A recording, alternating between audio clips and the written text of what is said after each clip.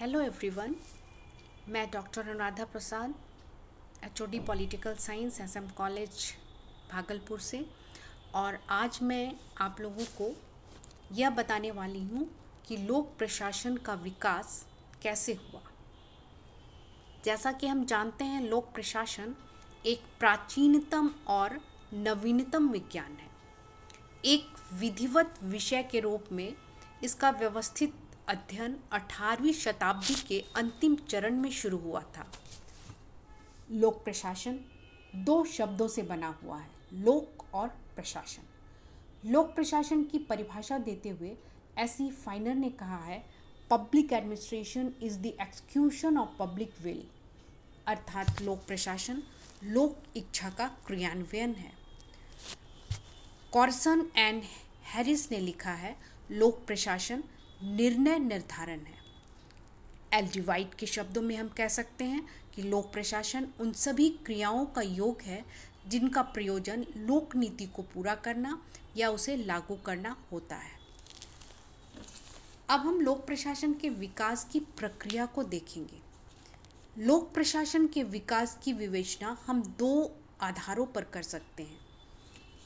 पहला आधार है एक प्रक्रिया के रूप में या एक प्रोसेस के रूप में। लोक प्रशासन उतना ही प्राचीन है जितना कि राज्य। जिस प्रकार राज्य की प्रकृति, कार्यक्षेत्र और दायित्व परिवर्तित हुए, उसी के अनुरूप लोक प्रशासन भी परिवर्तित होता गया। लोक प्रशासन का विकास एक विषय के रूप में भी हुआ है। लोक प्रशासन एक नवीन विषय है जिसकी शुरुआत सन 1887 में मानी जाती है। भारतीय संदर्भ में कौटिल्य का अर्थशास्त्र लोक प्रशासन का सबसे प्रामाणिक और पुराना ग्रंथ है। मैकियावेली का ग्रंथ प्रिंस भी सरकार और प्रशासन के सिद्धांतों पर प्रकाश डालता है। अरस्तु का पॉलिटिक्स, प्लेटो का रिपब्लिक, ये सारे ग्रंथ प्रशासनिक समस्याओं पर भी प्रकाश डालते हैं। लोक प्रशासन के विकास के चरणों की जहाँ तक बात है, लोक प्रशासन का विकास कई चरणों में हुआ।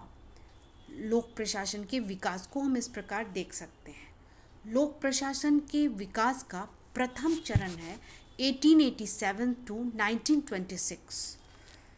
लोक प्रशासन की शुरुआत 1887 में अमेरिका से मानी जाती है। इस वर्ष अमेरिका के प्रिंसटन विश्वविद्यालय में राजनीति विज्ञान के प्राध्यापक वुड्रो विल्सन ने पॉलिटिकल साइंस क्वार्टरली नामक पत्रिका में एक लेख लिखा, द स्टडी ऑफ एडमिनिस्ट्रेशन, जिसका शीर्षक था, और इसमें उन्होंने राजनीति और प्रशासन का विभाजन किया। वुड्रो विल्सन को लोक प्रशासन का जन्मदाता माना जाता है। अमेरिकी लोक प्रशासन के जनक फ्रैंक जे गुडनॉ ने पॉलिटिक्स एंड एडमिनिस्ट्रेशन नामक पुस्तक लिखी और इसके साथ ही अमेरिकी विश्वविद्यालयों में राजनीति विज्ञान विभागों में लोक प्रशासन एक लोकप्रिय अध्ययन का विषय बन गया। 1926 ईस्वी में लोक प्रशासन विषय की एल.डी. वाइट द्वारा लिखी गई पुस्तक का नाम introduction to the study of public administration है, जिसमें उन्होंने राजनीति और प्रशासन को अलग अलग विषय माना है। लोक प्रशासन के विकास का द्वितीय चरण 1927 टू 1937 माना जाता है। लोक प्रशासन के इस चरण को सिद्धांतों का स्वर्ण काल कहा जाता है। इस युग की प्रधान विषय वस्तु लोक प्रशासन का सिद्धांत है, जो उसे इस चरण के 10 वर्षों में प्राप्त हुए। इस चरण में सबसे महत्वपूर्ण पुस्तक W.F. विलोबी की लोक प्रशासन के सिद्धांत है। इसके बाद हेनरी फयोल की पुस्तक औद्योगिक और सामान्य प्रबंध, मेरी पार्कर फॉलेट की रचनात्मक अनुभव, लूथर गुलिक और उर्वक की प्रशासन पर लेख, ये प्रमुख पुस्तकें प्रकाशित हुई। लूथर गुलिक द्वारा प्रकाशित पोस्ट कॉर्प सिद्धांत प्रशासनिक कार्यों की व्याख्या का आधार बन गया।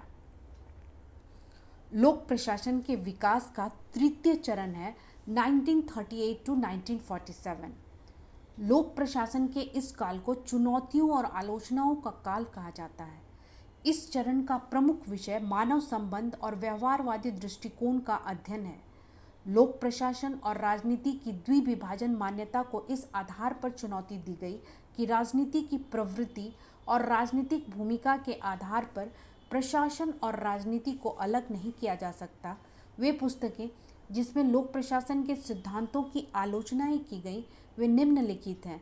चेस्टर बर्नार्ड द्वारा रचित कार्यपालिका के कार्य जो 1938 में प्रकाशित हुई, F.M. मार्क्स द्वारा संपादित लोक प्रशासन के तत्व जो 1946 में प्रकाशित हुई, हर्बर्ट ए. साइमन द्वारा लिखित प्रशासन का क्रिया विश्लेषण यह 1946 में प्रकाशित हुआ। हर्बर्ट ए. साइमन ने एक और पुस्तक लिखी, प्रशासनिक व्यवहार, जो 1947 में प्रकाशित हुई। ड्वाइट वाल्डो ने एक पुस्तक लिखी, प्रशासनिक राज्य, जो कि 1948 में प्रकाशित हुई। हर्बर्ट साइमन लोक प्रशासन के प्रमुख आलोचक थे। रॉबर्ट डहल ने भी प्रशासन के सिद्धांतों की मान्यताओं को चुनौती दी। लोक प्रशासन के विकास का चतुर्थ चरण है 1948 to 1970। लोक प्रशासन का यह चरण संकटावस्था के नाम से जाना जाता है क्योंकि इस समय लोक प्रशासन विषय का अस्तित्व ही खतरे में पड़ गया था। राजनीति विज्ञान में लोक प्रशासन की उपादेयता कम हो गई थी और लोक प्रशासन को अपना अस्तित्व बनाए रखने के लिए नए विकल्पों की खोज करनी पड़ी थी। लोक प्रशासन के विकास की दिशा में इस चरण में निम्नलिखित अवधारणाएं विकसित हुईं, जैसे तुलनात्मक और विकास प्रशासन की अवधारणा का विकास होना, फ्रेडरिक्स की पारिस्थितिकी दृष्टिकोण की शुरुआत, नवीन लोक प्रशासन विचारधारा का उदय और लोक प्रशासन के आलोचनात्मक स्वरूप का उदय। इस प्रकार चतुर्थ चरण में हम यह देखते हैं कि लोक प्रशासन और राजनीति विज्ञान पुनः एक दूसरे से जुड़ गए और दोनों उत्तर व्यवहारिक युग में प्रवेश कर गए। लोक प्रशासन के विकास का पांचवां चरण है 1970 to 1990। इस पंचम चरण में लोक प्रशासन विषय की सर्वांगीण उन्नति हुई। राजनीति विज्ञान, अर्थशास्त्र, मनोविज्ञान, समाजशास्त्र, प्रबंध शास्त्र के साथ लोक प्रशासन के घनिष्ठ संबंध स्थापित हुए। पिछड़े एवं विकासशील देशों का भी लोक प्रशासन में अध्ययन होने लगा और लोक प्रशासन का क्षेत्र विस्तृत हो गया।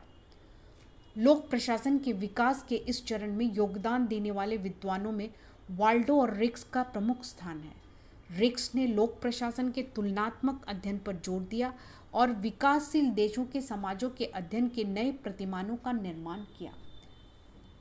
लोक प्रशासन के विकास का छठा चरण है 1990 के बाद से आज तक। निश्चित रूप से लोक प्रशासन के अध्ययन में 1980 के बाद महत्वपूर्ण परिवर्तन हुए। इन परिवर्तनों में उदारवाद, निजीकरण, वैश्वीकरण, बाजारीकरण और प्रबंधन प्रमुख हैं। लोक प्रशासन में विकास का छठा चरण 1990 में प्रारंभ हुआ। भारत में भी यह इसी समय प्रारंभ हुआ। सन 1990 में भारतीय अर्थव्यवस्था गहरे संकट के दौर से गुजर रही थी। तब उस समय भारत ने नवीन आर्थिक नीति, जो कि सन 1991 में थी, उसे घोषित किया। इस नीति में 3 प्रमुख बातें थी: उदारीकरण, निजीकरण और वैश्वीकरण। इसी समय पश्चिमी विद्वानों ने लोक प्रशासन के क्षेत्र में नवीन लोक प्रबंध का मार्ग प्रशस्त किया। लोक प्रशासन को लोक प्रबंधन में बदल दिया जाना चाहिए, यह विचार प्रतिपादित किया गया। नवीन लोक प्रबंध की कुछ विशेषताएं बताई गईं, जैसे प्रतिस्पर्धा का विकास और चयन करना, उदारवाद, सत्ता का विकेंद्रीकरण और लचीलापन, नौकरशाही विरोधी, मितव्ययिता, कार्यकुशलता एवं प्रभावशीलता, नियमों की गुणवत्ता में सुधार, निजी क्षेत्र प्रबंध शैली का अनुकरण, पेशेवर प्रबंध पर बल, जन आवश्यकताओं, सार्वजनिकता और जन जवाबदेही के प्रति समर्पित। इस प्रकार 1990 के बाद पब्लिक एडमिनिस्ट्रेशन का और भी ज़्यादा विकास होने लगा और आज तक इसका विकास होता ही आ रहा है।